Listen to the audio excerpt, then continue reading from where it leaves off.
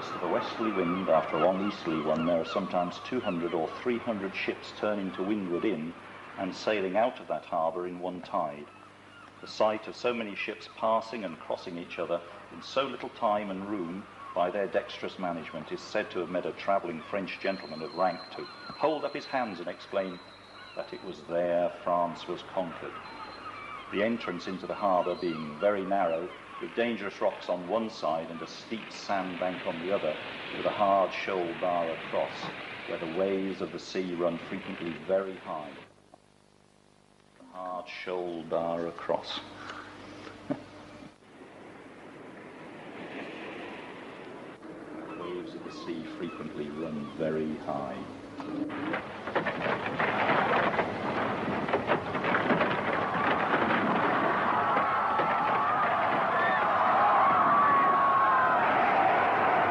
Can you imagine it? Can you imagine it? It's 1750. Okay. There's this sandbank, which is the Herd Sands then, and there's this ship, you know, and there's Nicholas Fairless, and he's up in the, you know, the Law House, and that's it. We've got to get somebody to go out there and rescue them men. We've got to save that cargo, you know. There's all this flotsam at the end of the when I say, we are not bloody going out there in that sea, we're no way. You know, and the Cobles, they are not going to go out. What we're going to do is, so they decide they're going to have this competition, you know, to get this lifeboat going. And then they're thinking, we can invent something, you know, the boat builders, I think, well, we can invent something and we can make money from it. You know, we can capitalise on this. And of course, that's what Greathead did. He had boats up and down the coast, you know. Why do you think it happened up here more than anywhere else? I mean, well, it's South Shields, isn't it? This is where the brains are. This is where it all happens. Talent. You know, there's so much talent in the north here, it's ridiculous.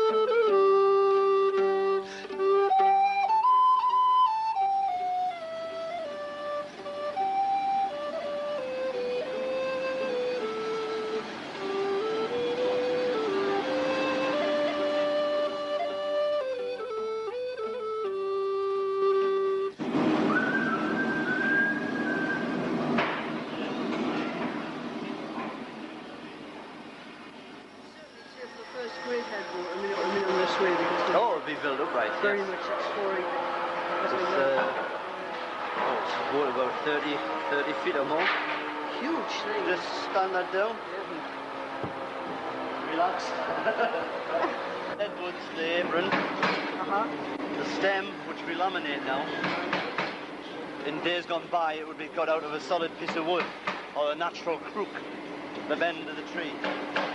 So now we laminate it with modern resins, glues. The original Greathead lifeboat, I mean, it runs similar. Yeah, it's the similar line. There's nothing changed. The basic shape of the line.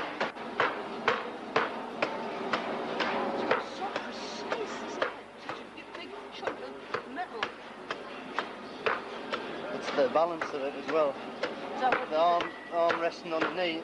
And obviously I haven't done this for a long time. The draw knife was another tool that they would have used while they cut the shape of the plank.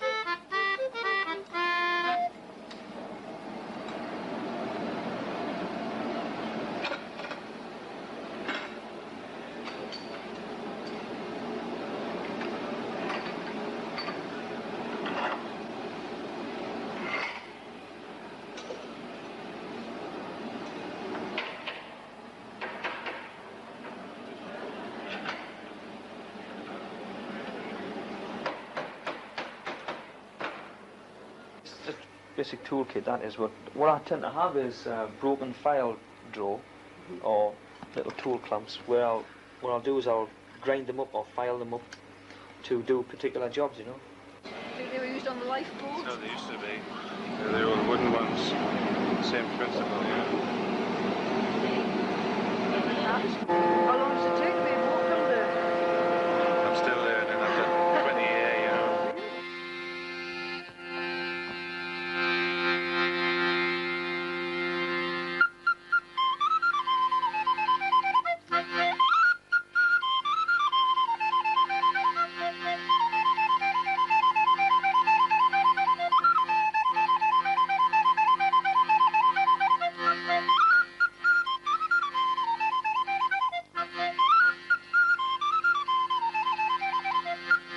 Greathead also tried to persuade the Admiralty that they should carry lifeboats on board ships, which was a very novel suggestion for the time. And we believe this model represents one of those little shipboard lifeboats, which were 25 footers.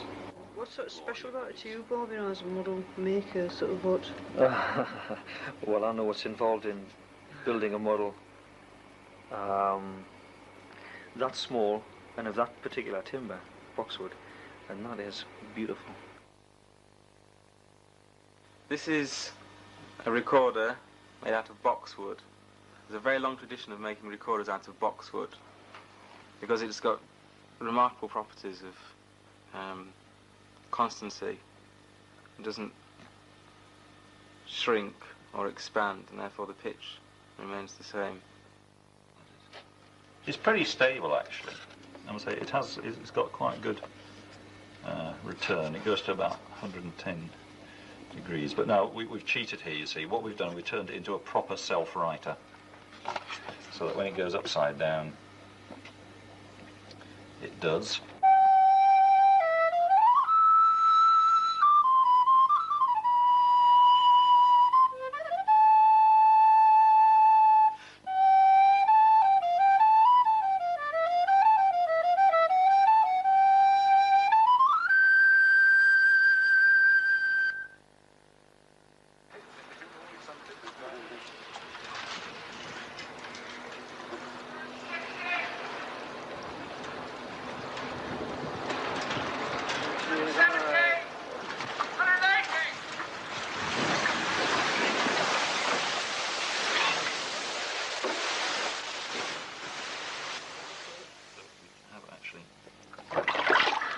Turn that into a proper self-writer. Right. Ta-da! Isn't it fun? Absolutely. Right, now we'll turn it back into Willie Woodharve's own model. And then when we do it like this, it's much easier to turn over. I can just turn it over with a couple of fingers then, you see. The stability's not so good.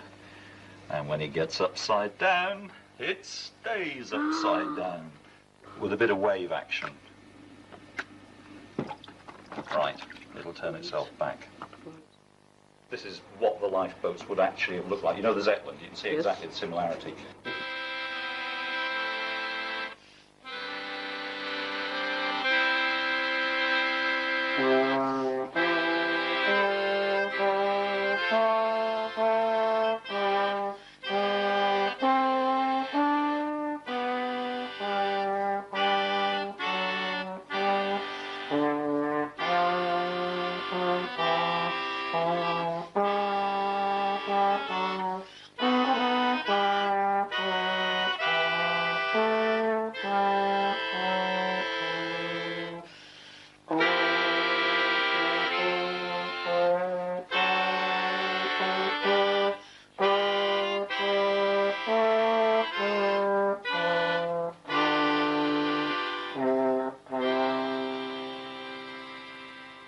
You see that white water, the row of white water out there? Right. Well, that is just to say covering the rocks.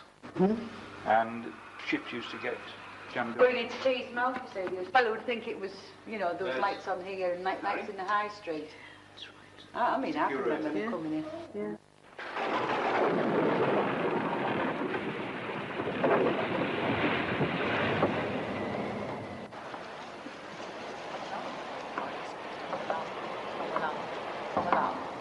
Come along, brave boys. Come along, brave boys. Come along, come along, come along. the original Zetland drum. And the boy ran up and down the streets, all 4 of them. Redcar only had 4 streets. And he played this tune. Come along, brave boys, come along, brave boys, come along, come along, come along. And it meant mothers and fathers, aunties and uncles, everyone stopped what they were doing and came down to help to launch the boat. Come along, brave boys, come along, come along, come along.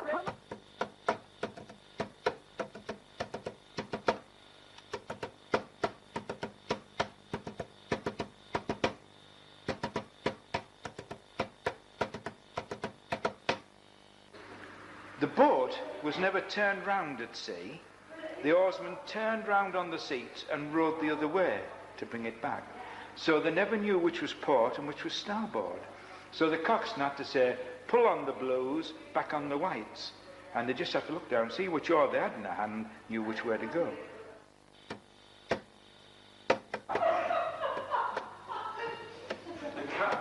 First lifeboat started as well. Rhythm would have been very important because they were rowing boats, weren't they? And same for galleys, Roman and Greek galleys. Give us a... It would have been needed a beat exactly the same each time to make sure that their oars didn't catch crabs and the boat would have stopped.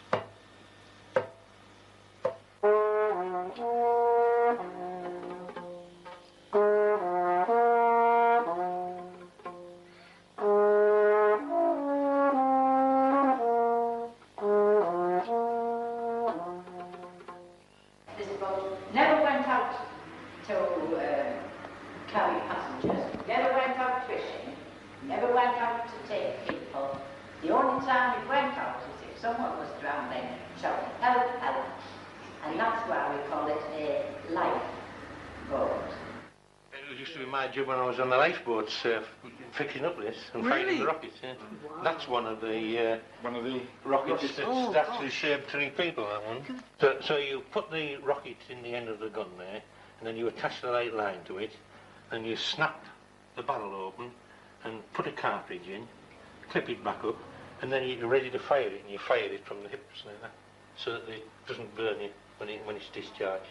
The thin one goes across, and then George says you attach the red and the blue line and the tail, what they call the tail block, all across and passing up the mast. That's the hard part, I would think, getting that over. You must be a good shot, man. Well, they went all over the place. I bet.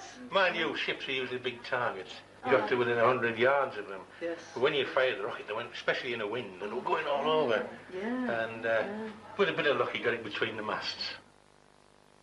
My grandson was looking out the window through the glasses, and I said, isn't that the lifeboat going out? So he looked at it and he watched it going out, and then he says, Grandma, they're picking someone up. Of course, I thought he was joking, you see. But we found out the next day in the Gazette that it was a surfer had been in difficulties. It goes out a lot of times to different things. The pilots used to go out for the rescues, and their wives used to organise, I don't know, it might have been just cups of teas in their houses, which they charged for. And to buy equipment, it was always to buy equipment for the men, for the boats. That has gone on till we got organised and these ladies' committees were formed. Never known them refuse a lifeboat. It is one of the favourite charities. Coast Guard got a call from a guy on the beach at South Shields.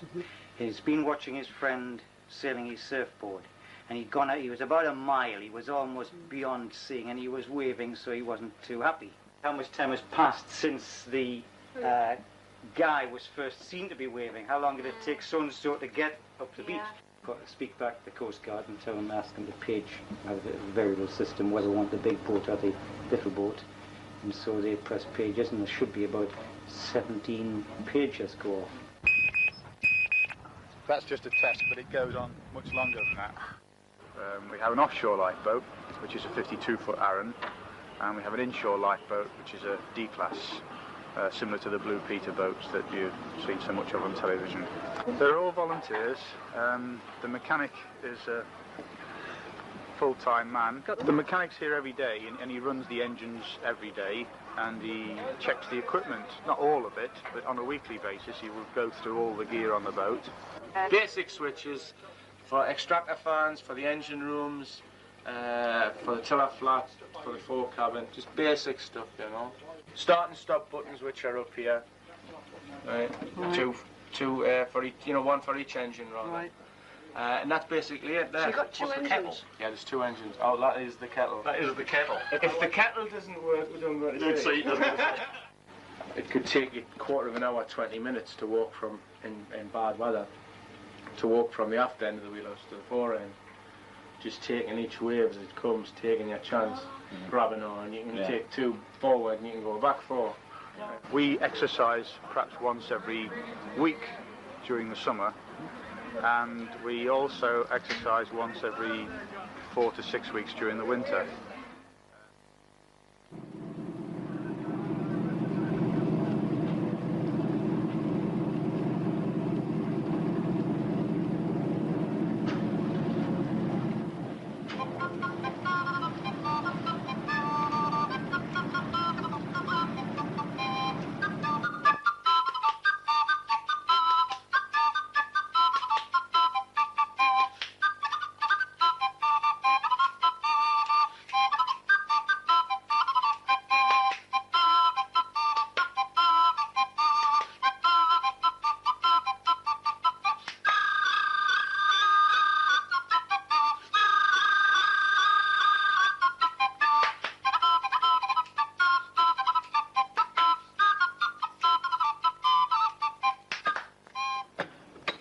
Fabulous.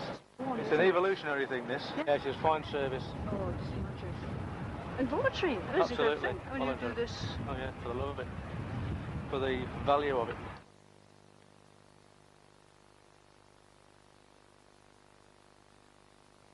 Yes, it's not nearly so exciting these days, is it? I mean, letting go a few ropes when there's a big splash, that was the fun of it.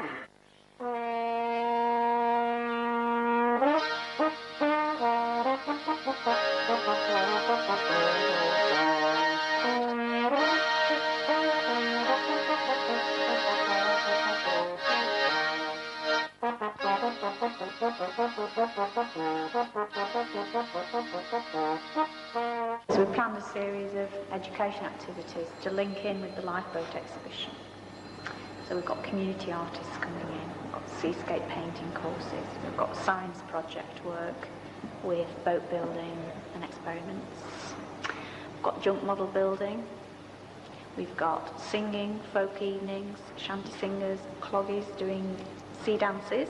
So we've got a whole programme of activities, some designed for young children, some designed for adults and older people as well. I think it's a good major exhibition to open the temporary exhibition gallery and to sort of christen the education area with, because apart from the family fortnight, this really will be the first time that the whole first floor is being used to its full potential.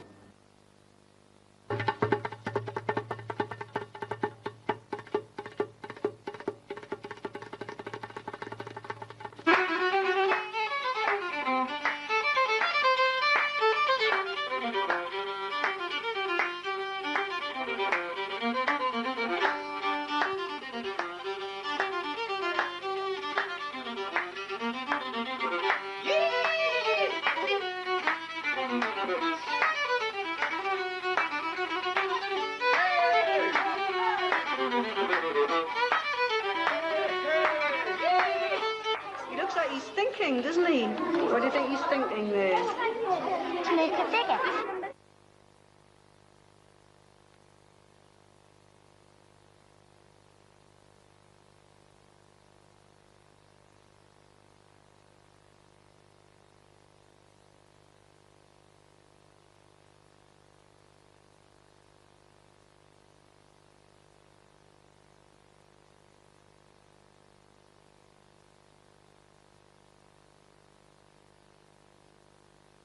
Occidental is the operator for a four-company consortium, and our partners are Texaco, you probably know, LASMO, North Sea, and Union Texas Petroleum.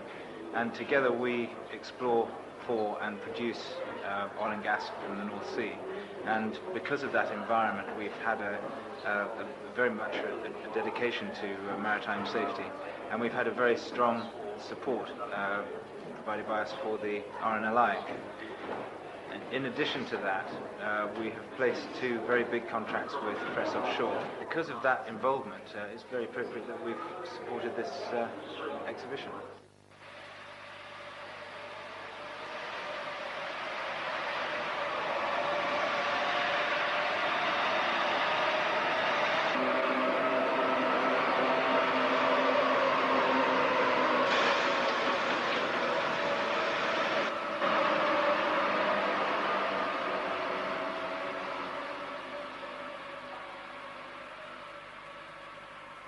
The men that we employ, the welders, the platers, the caulkers, originally came from British shipbuilders, swan hunters, and these men have developed the skills further. Because ours is a very safe industry. It's an industry which demands very, very high standards.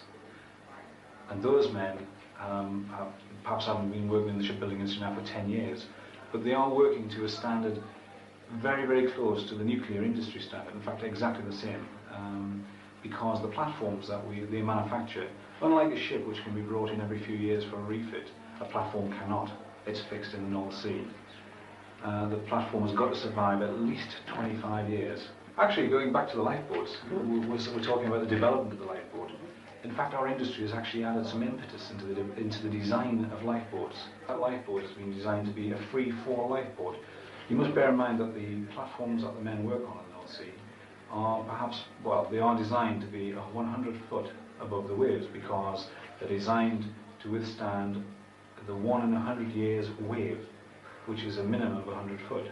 The free-fall lifeboat is intended to literally be as it sounds.